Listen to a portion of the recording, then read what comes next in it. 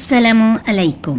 तुमने कहा ना तुम मर जाओगी, क्योंकि तुम्हारे पास अब जीने की कोई वजह नहीं, तो शुक्र अदा करो मैं एक अच्छा हस्बैंड होने के नाते तुम्हें आज दोबारा जीने की वजह देना चाहता हूँ।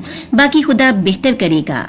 इसने मफहमाना अंदाज में जब ये जुमले कान के पास मुंह लाकर धीमे मगर बड़ाई अट्रैक्टिव आवाज में कहे तो इस लड़की को लगा खौफ के मारे इसके पूरे जिस्म से जान निकल जाएगी।